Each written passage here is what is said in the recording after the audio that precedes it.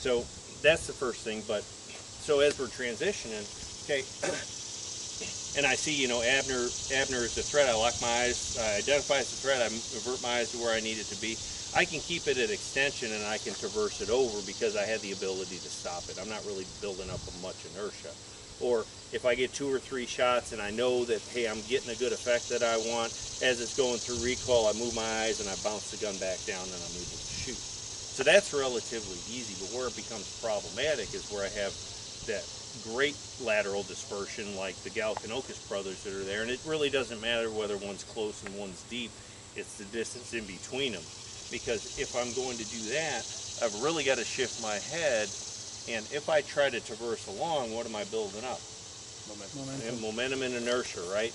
That I can overshoot that target. And rarely have I found anybody that's strong enough that when they're going from that berm over there where Galcanocus number 2 is to Galcanocus number 1, able to stop it, and you get this bobble effect. So low moment of inertia is what you've got to practice. Yep. So straight lines are efficient.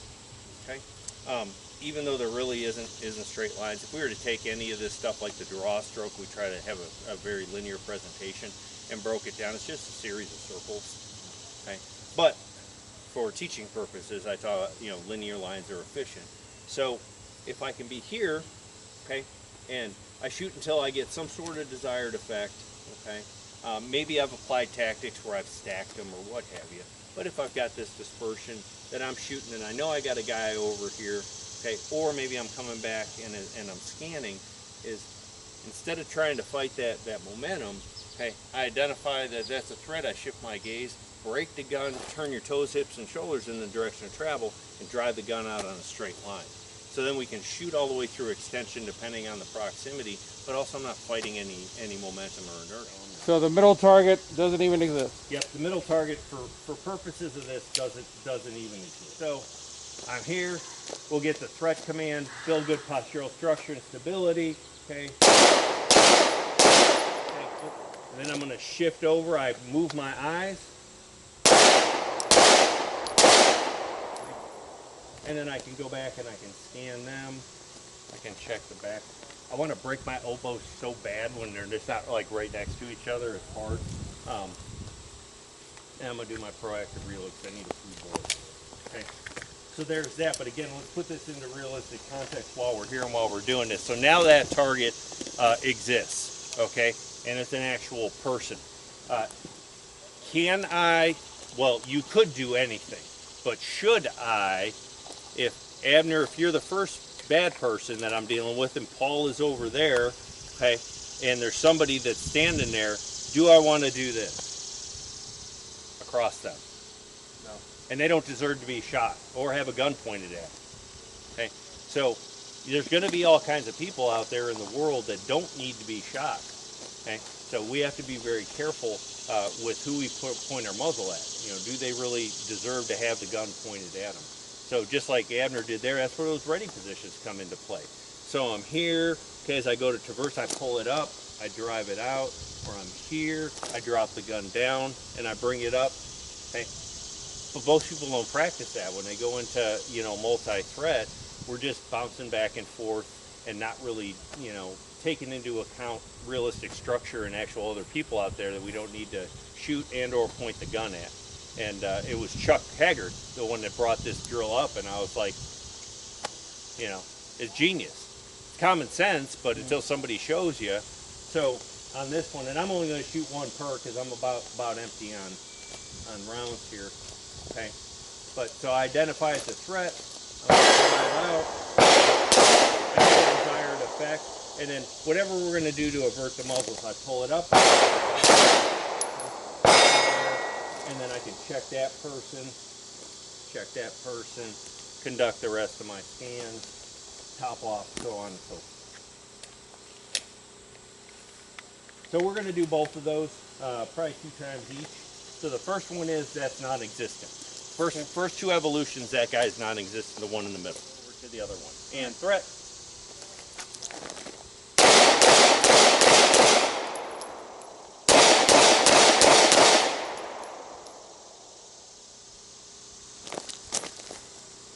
Threat.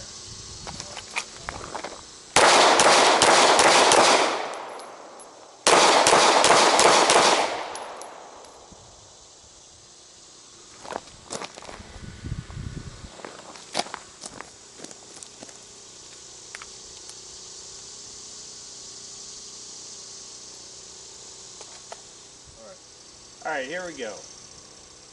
Threat.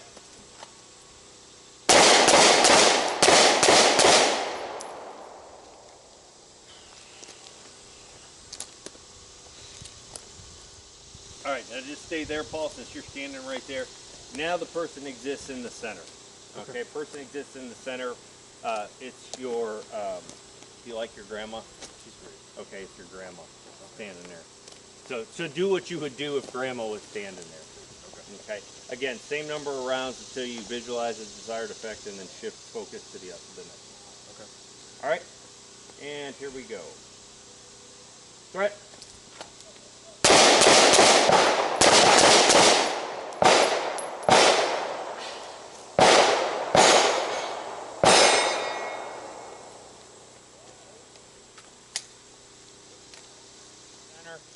Or no, your wife's in the center. That's right. My favorite person in the whole world. Two bad guys on either side. You need to be the hero. All right, you ready, Abner?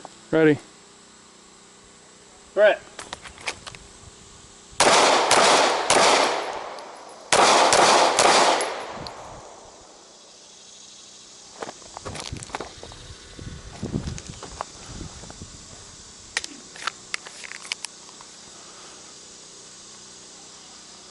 Pretty easy, just a twist from what I did last time is, you know, we have to take into consideration non-combatants, if you will, or people that don't need guns pointed at them, because that's the reality.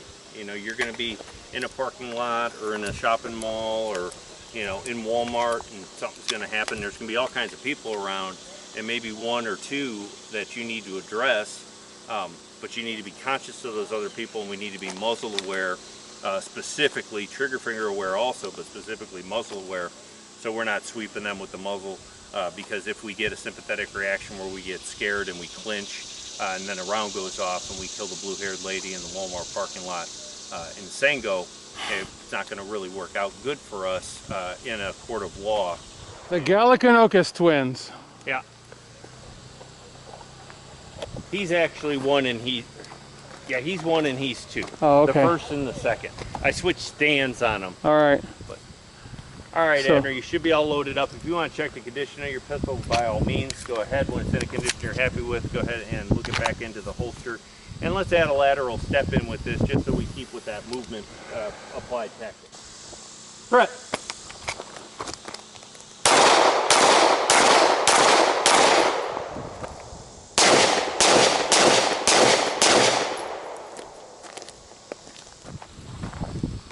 Good, excellent. The only critique that I have on it is, remember, you know Mr. Gallicanocus 1 is there.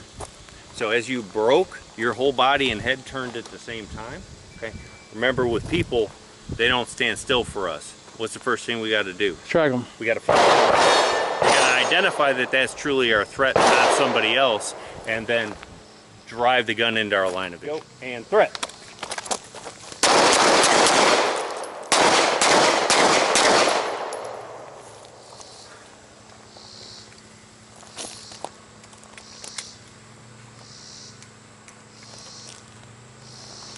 Good. As we're starting, you know where they're at. Okay, so as the gun's coming out, everything's coming here. Remember, look to see where you're at. Maybe you caught it out of your periphery, but we got to identify that that's the person that we're going to shoot, shift our gaze, and then drive our gun into the line of vision. Kind of the same thing as we went to shift. It was all one thing because we know that he's stationary. And then the only other thing is, I love all the movement that you're doing. I think it's great. Just be very careful that when we get to here, you start to back up and your feet start to cross. Okay. In that adrenalized state, we can trip ourselves and end up. So like, if I want to move, it's okay that I do it, but you know, now I'm kind of walking more naturally. Or if I want to go back, so my toes and hips and the shoulders, or at least my toes and hips are pointed where I want to go, lessens the chance of us tripping.